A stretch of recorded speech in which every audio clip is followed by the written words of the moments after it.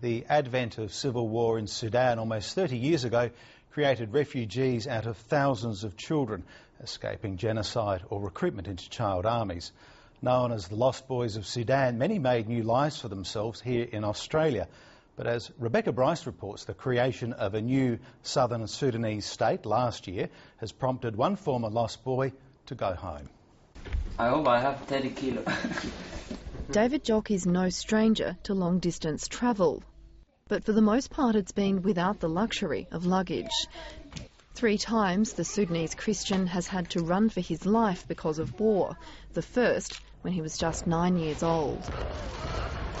When the massacre or what happened in Nasir, those years when the boy was told to leave the village and go to the bush by our parents so that we should go and look for a sanctuary. I believe I've survived for a reason to tell my story, to touch lives. He was alone but not without company.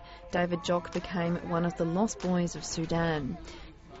UNICEF estimates 20,000 children, mostly boys, left their homes and families when civil war meant they were at risk of being killed or forced into battle as child soldiers.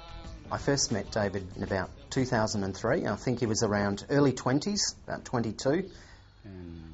His mother is called Nyara Dejo Kerjo. Peter Eckerman has been a father figure and friend to David Jock since he came to Australia. As we spent time together, I learnt quite a lot about his story and what an epic life he'd had. I was blown away, I think, to hear that these stories had happened in our lifetime. Those stories are grim, but help explain the strength and faith of a man who's since made a new life in Adelaide as a youth worker, community leader and father. David Jock fled Sudan to neighbouring Ethiopia, but when war broke out there too, there was no choice but to return home. That journey was really, there was a fighting, and then at the back there was a rebel who tried to capture Ethiopian, and then at the front of us there's a northern regime who tried to bombard the refugee who left the Ethiopia, and then again there's a river that some of us, they don't know how to swim. Many died, but for those who made it back, Sudan still wasn't safe. So the children set off on foot for Kenya and the Kakuma refugee camp, hundreds of kilometres south. Again, many didn't make it, murdered in the fighting, starved to death or attacked by wild animals. As one of the lucky ones, David Jock made Kakuma his home for 11 years. His mother made it to Kakuma too, but didn't survive.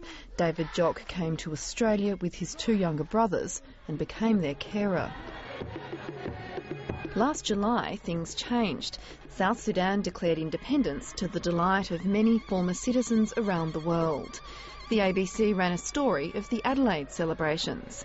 It had unexpected consequences for David Jock and his family. That story was circulated throughout the Sudanese community, and some people over in the eastern states said, oh, there is David Jock Nial. His father is alive in Malakal. We should tell him. Of course, that happened. In December, David Jock bid his wife and children farewell and set out to rediscover the people and places of his past. When I go back to the village, I think those boys' memory will come back, because we took a journey together, and some of them, they are not with me today, from the same village. And I think that will also affect me a little bit, because I will be thinking about them.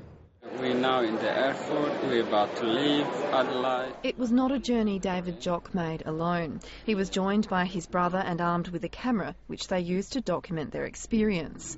4 plane trips and 48 hours later, they arrived. But for David, there was a sad realisation. He no longer recognised his country, nor it him, it seems. One of my relatives went and picked me up from the Juba airport, and then he has to get somebody else to show him who I am. And then that's one thing make me, I'm really a lost person among my family. Over dusty roads in a ute that had seen better days, they headed to their father's village, Malakal.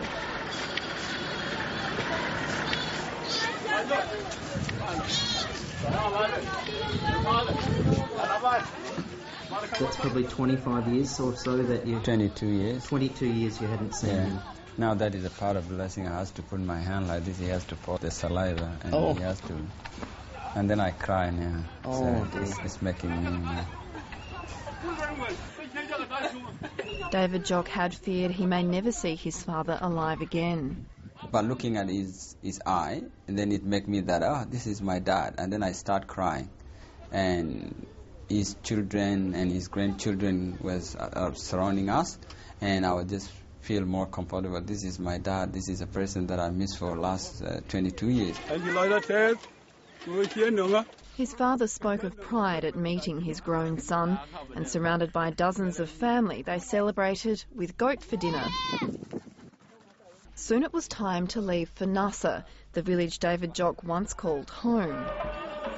There was a warm welcome, a blessing with precious water, and this time a cow waiting to be dispatched for dinner. Being back in his village brought back memories of other lost boys who would never be found. All the memory came back to me about those of boy in my village that we moved together, that we lived Nasser at the same day, and some of them, they did not make it back to the village. David Jock is a lost boy who did make it back, and that's a reason for joy.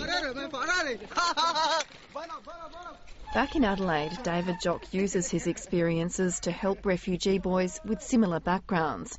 He wants to teach them to leave the violence behind without forgetting where they came from. To his friend, that's something he's managed to achieve. He's still much the same, but I think there's a sense that he has been home and found a little bit more of his own, where he comes from, his own sense of place. So he's an Australian, but he's also he's a South Sudanese man. Follow me. A South Sudanese man who hopes for peace in his homeland. And I was just telling them, it is up to you to make this city to be a better place, and all people will love this country. Sounds like very good advice. Yeah.